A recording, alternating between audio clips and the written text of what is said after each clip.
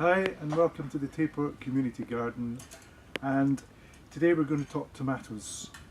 When Kath came in the other day to ask if she could volunteer, I said, yes please, could you go and side shoot the tomatoes, to which you replied, how do I do that? I didn't know tomatoes needed to be side shooted. Right, again that's us probably sort of presuming that people who have maybe got tomatoes from us actually have the experience of how to grow them. So here's a quick demonstration of the types of tomatoes that you buy. These are bush tomatoes, and the name says it all because they grow like a bush. Whereas most varieties that you will see that have the bigger tomatoes and the culinary tomatoes are grown as a cordon. And so this is grown as a single stem. And what we've done earlier in the season when we planted them was to put a string in the planting hole, and as the plant grows up you wind it round and round to create a single stem, and you leave about 5 trusses to form the actual tomatoes. Okay, wait, no, truss. What do you mean by that? Truss is just a bunch of flowers which will then turn into your cluster of tomatoes. Ah, okay, so that's the truss. That's truss. Okay. Now, side shoots, and here's one that we didn't prepare earlier. Okay. These are not wanted, because if you left them all to grow, you'd have too much foliage and not enough flower trusses. Okay, so there's no trusses, no truss comes out Well, of there this. probably would be eventually, but the fact is that there'd be so much going on that you wouldn't fatten and ripen up the individual trusses. So in order to get rid of this, we need to just pull it to one side until it snaps, pull it to the other side until it snaps and it comes clean away and leaves a nice, because if we cut it, it can be a source of it dying back, whereas this way we don't get any ripping of the skin. Yeah, because that can be a problem, And then just pop that into the bucket. Okay. And then I need to tie this one up. tie this one up. Yep. Just a few more ties.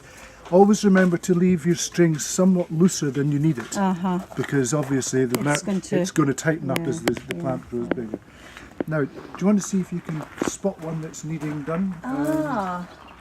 Yeah, let me see. Which one? This one looks this one here. No, No, that's okay. that one is okay, yep. How about the one next The door? one here. Yeah, maybe this one here, down here. Would that need taking away? Exactly, that's this the one here. Okay, so you were saying sometimes people need to use gloves when they're touching the Yeah, well, tomato absolutely. plant? Sorry, I should have said that in the first place, because some people get a reaction to the sap. And if you do, strong. It is. It's a very strong smell.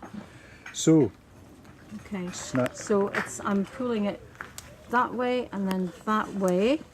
It should Brilliant. come away Comes cleanly. clean off, yeah. So there's just no ripping of the skin there at all. Okay, that one can go. I find it quite difficult to identify which ones need.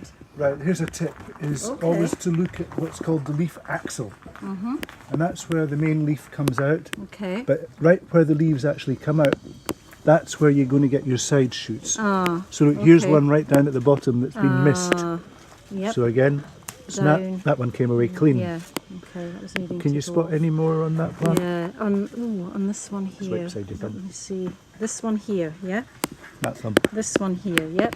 Okay, so it's really quite, this one, okay, so again, but I'm snapping like, hang on. No. This one. That's the so one. this one, and it's come off straight away. Yep. There we go. There we are.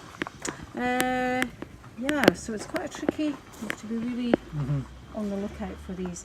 Now, this top part here, though, I'm not doing anything. No, you with leave that well alone. because that is the part That's your growing tip. But there's another one we've spotted. it's coming off. So, Okay. it's not essential that you get them when they're small, but it's just an easier job. Yeah. Otherwise, you're kind of rooting around Yes, right, and at then the you're bottom. having And, So we actually deliberately left some of these as a demonstration process. The cherry tomatoes, you don't have to bother with no, anything, that's great. because they are by their I very can nature see. very small fruits. And look, here we have one ripening up already. Little yellow ones here. Oh yeah.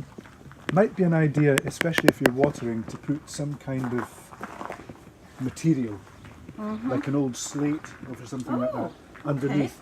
so they're not sitting on the soil. They're and more likely getting to very rot wet. off. Great. So And how much taller do you think these are going to actually grow? we'll let these form 5 trusses. So that's 1, 2, 3. So we've got room for another 2. Oh, okay. And we pinch the top out. Uh-huh. And then the other thing that we start doing as the season progresses is to cut off the lower leaves. Yep. And that allows air To get to into get in. the It lets the fruit. sunlight get into. It doesn't affect the photosynthesis because the whole plant is photosynthetic. Okay. Oh, that's interesting. And why you stop at 5 trusses? Because it's just We don't really have that long a season right. to be able to. You could, in fact, I've seen tomatoes being taken up to 12 feet high, Okay. but that's probably under heated conditions. Yeah.